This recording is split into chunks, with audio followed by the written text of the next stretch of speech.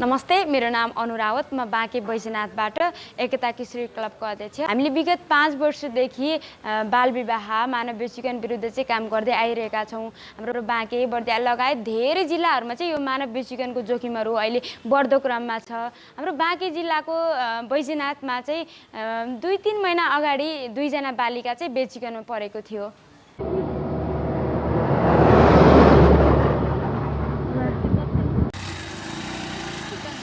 मेरो घरनेरको 2 जना बहिनीहरू चाहिँ बेचबिखनमा परेको रहेछ होइन। हाम्रै छिमेकीबाट उता इन्डियामा गएको होइन उनीहरू। एकजना बहिनीलाई चाहिँ एकदम अलिकति इजी काम अनि अर्को बहिनीलाई चाहिँ अलिकति गाह्रो काम रहेछ।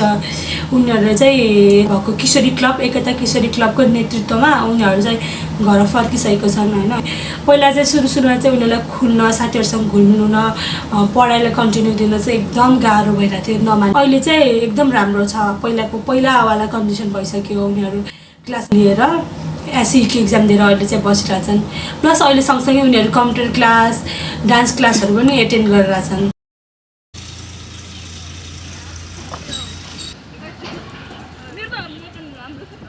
सो अहिले चाहिँ एकदम राम्रो छ। उनीहरू चाहिँ कहिलेकाहीँ हामीसँग कुरा सेयर गर्दाखेरि चाहिँ एकता किशोरी क्लबले हामीलाई फर्काएर चाहिँ एकदमै राम्रो काम गर्यो। हामी चाहिँ बेचबिखनमा परेर चाहिँ उहाँ हामीलाई थाहा भएन अनि यहाँ आएर चाहिँ हाम्रो लाइफमा चेन्ज आयो भन्छन्। बेचबिखनमा परेको मान्छेहरू पनि घर आएर फर्केर राम्रो गर्न सक्छन्, पहिला कस्तै लाइफ जिउन सक्छन् भन्ने चाहिँ यो मलाई उदाहरण लाग्छ। मानव बेचबिखन रोक्नका लागि चाहिँ हाम्रो स्थानीय सरकार, प्रहरी प्रशासन, प्लान नेपाल, स्याक नेपाल, बाँके युनिस्को लगायत विभिन्न सरकारी तथा गैर सरकारी संस्थाहरूले चाहिँ सहयोग गरिरहेछ।